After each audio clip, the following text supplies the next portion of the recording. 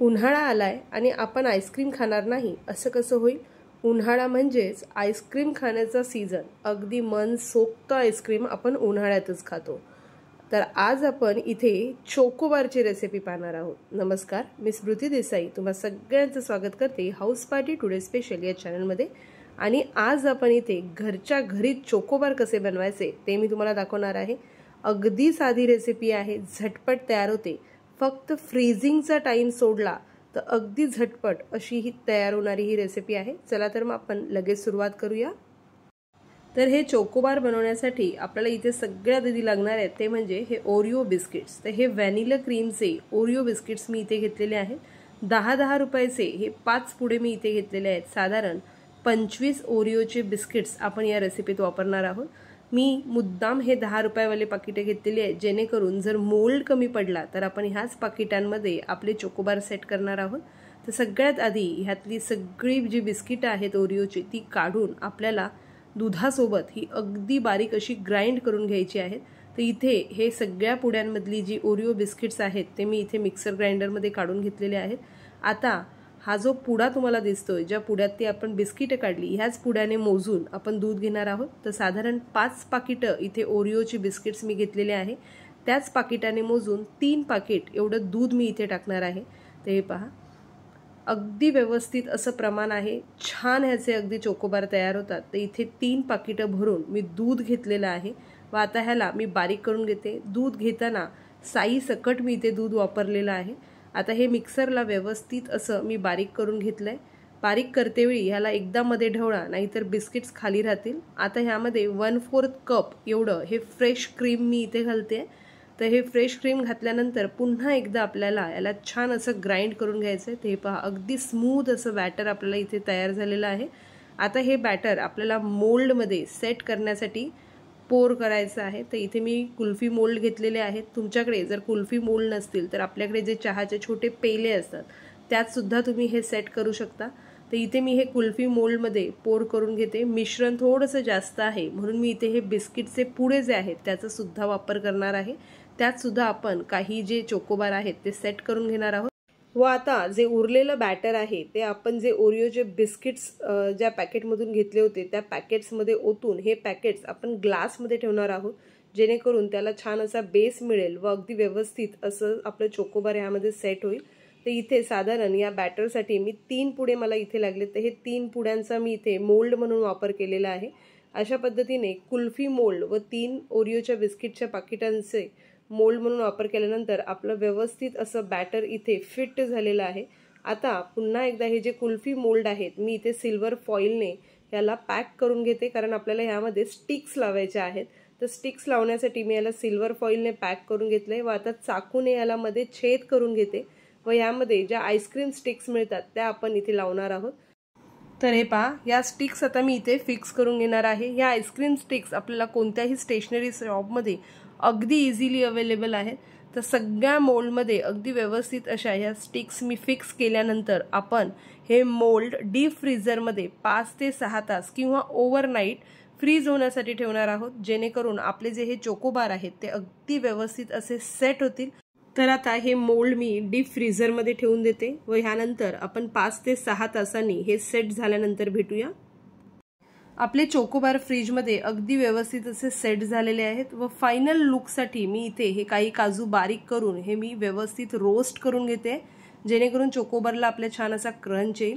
तसंच याच्या आउटर कव्हरसाठी आपल्याला इथे मिल्क कंपाऊंड लागणार आहे. तर मी इथे हे काही मिल्क कंपाऊंड घेतलेलं आहे. साधारण 1 मिल्क कंपाऊंडच्या मोठ्या बारमध्ये 4 पीस येतात, त्यातले 2 पीस मी इथे वापरणार आहे. तर हे मी आता बारीक असे तुकडे करून घेते व आपल्याला डबल बॉयलरच्या मेथडने हे चॉकलेट व्यवस्थित असं मेल्ट करून घ्यायचं आहे. जर तुमच्याकडे मायक्रोवेव्ह असेल तर तुम्ही मायक्रोवेव्हमध्ये 2 ते 3 सेकंड ह्यामध्ये अगदी 1.5 टेबलस्पून एवढं कोकोनट ऑइल टाकून ह्याला मेल्ट करून घेऊ शकता. मी इथे हे डबल बॉयलरच्या मेथडने मेल्ट करून घेणार आहे. तर इथे आपलं छान असं हे चॉकलेट मी कट करून घेतलेलं आहे. त्याचप्रमाणे आपले काजूसुद्धा इथे अगदी व्यवस्थित असे रोस्ट झालेले आहेत. काजू अगदी ऑप्शनल आहेत. जर तुम्हाला हे चोकोबारमध्ये नसतील वापरायचे तर तुम्ही नाही वापरले तरी सुद्धा चालेल. तर आपलं चॉकलेट व काजू इथे रेडी झालेलं आहे व डबल बॉयलरच्या मेथडसाठी मी इथे गॅसवरती एका भांड्यात पाणी गरम होण्यासाठी ठेवलेलं आहे. पाणी आपल्याला फार जास्त उकळवून घ्यायचं नाही आहे, तर हलकंच गरम झाल्यानंतर आपण ह्यावरती अजून एक भांडं ठेवणार आहोत। आता या भांड्यामध्ये आपण हे जे कट करून घेतलेलं चॉकलेट आहे हे चॉकलेट टाकूया व अगदी व्यवस्थित असं आपल्याला ह्याला सतत ढवळत मेल्ट करून घ्यायचं आहे। तर आपलं पाणी गरम झालं होतं, त्यासाठी मी खाली गॅस जो आहे तो बंद केलेला आहे व आता पाण्याच्या हीटमुळे हे चॉकलेट मेल्ट व्हायला सुरुवात केलेली आहे। चॉकलेट आपल्याला इथे सतत ढवळायचं आहे, नाहीतर हीटमुळे हे चॉकलेट जे आहे ते खाली बसेल। तर हे आता आपण इथे व्यवस्थित असं सतत ढवळत मेल्ट करून घेऊया। आता ह्या स्टेजला आपल्याला ह्यामध्ये थोडंसं कोकोनट ऑइल ॲड करायचं आहे। तर साधारण 1.5 टेबलस्पून एवढं मी खोबऱ्याचं तेल यामध्ये ॲड करते। जे खाण्यासाठी आपण वापरतो ते खोबरेल तेल मी इथे वापरणार आहे। तर खोबरेल तेलामुळे आपल्या ह्या चॉकलेटला फार छान अशी टेस्ट येते। जर तुमच्याकडे खोबरेल तेल नसेल तर तुम्ही इथे आपण जे नॉर्मल सनफ्लॉवर ऑइल वापरतो ते वापरलं तरी सुद्धा चालेल। 1.5 टेबलस्पून एवढं ऑइल आपल्याला ह्यात वापरायचं आहे, जेणेकरून आपण जेव्हा चोकोबार यामध्ये डीप करणार आहोत तर हे चॉकलेट बाहेर लगेचच पुन्हा घट्ट होणार नाही व हे लिक्विड फॉर्ममध्येच बराच वेळ राहील, यासाठी आपण यामध्ये ऑइल ॲड केलेलं आहे। आता आपण ह्याला व्यवस्थित असं ढवळून ह्याचे जे सगळे चंक आहेत ते तुटेपर्यंत व्यवस्थित ह्याला मेल्ट करून घेऊया। तर इथे हे पहा, आपलं चॉकलेट जे आहे ते व्यवस्थित असं आता मेल्ट झालेलं आहे। एकदा व्यवस्थित सगळे चंक तुटले की आपण ह्यामध्ये जे काजू रोस्ट करून घेतलेले आहेत ते काजू सुद्धा टाकायचे आहेत। तर आता आपलं हे चॉकलेट इथे अगदी व्यवस्थित असं मेल्ट झालेलं आहे, हे मी खाली काढून घेते व आता यामध्ये आपण हे जे रोस्ट करून घेतलेले काजू आहेत ते काजू आपल्याला ॲड करायचे। तर मी इथे हे जे काजू आहेत ते ॲड करते। इथे काजूऐवजी जर तुम्हाला चोको चिप्स ॲड करायचे असतील तर तुम्ही चोको चिप्सही ॲड करू शकता। अगदी तुमच्या आवडीने तुम्हाला इथे जे ॲड करायचं असेल ते तुम्ही ॲड करू शकता। तर हे पहा, यामध्ये मी आपल्या आवडीनुसार 2 टेबलस्पून एवढं काजू इथे ॲड केलेले आहेत व ह्याला व्यवस्थित असं मिक्स करून घेतलेलं आहे।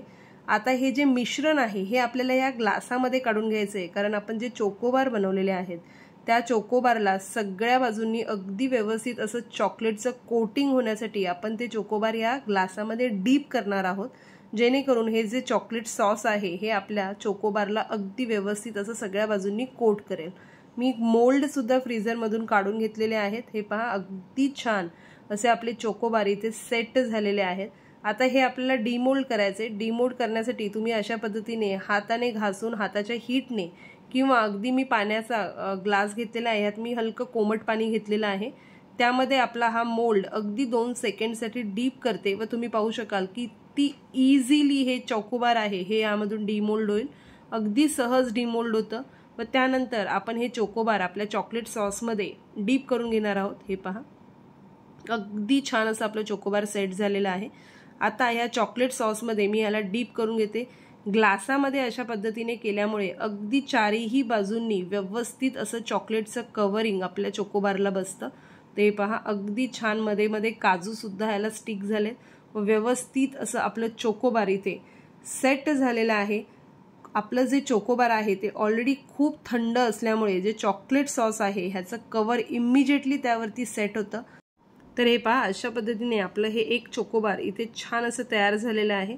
आता आपण जे ओरिओच्या बिस्किटाच्या कव्हरमध्ये जे चोकोबार सेट केलं होतं ते सुद्धा अशाच पद्धतीने पाण्याच्या ग्लासामध्ये अगदी 2 सेकंडसाठी डीप करायचं आहे व ह्याला सुद्धा आपण डिमोल्ड करून घेऊया। डिमोल्ड केल्यानंतर ह्याला सुद्धा आपण जे चॉकलेट सॉस बनवलेला आहे त्यामध्ये व्यवस्थित असं डीप करून घेऊया।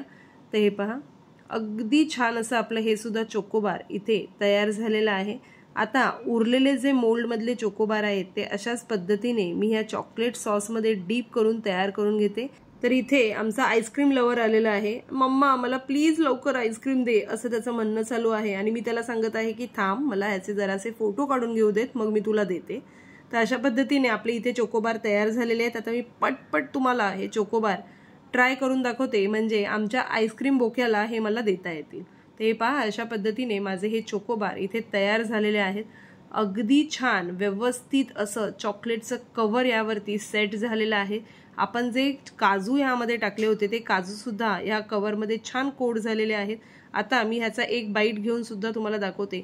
आतून अगदी व्यवस्थित सॉफ्ट, अगदी तोंडात विरघळणारे असे हे चोकोबार आपले इथे तयार झालेले आहेत। तर अगदी इझी पीझी आणि मार्केट स्टाईल असे आपले हे चोकोबार इथे तयार झालेले आहेत। तुम्ही सुद्धा ओरिओ बिस्किट्स फक्त वापरून त्यापासून अगदी सोप्या पद्धतीने हे चोकोबार नक्की ट्राय करून पहा.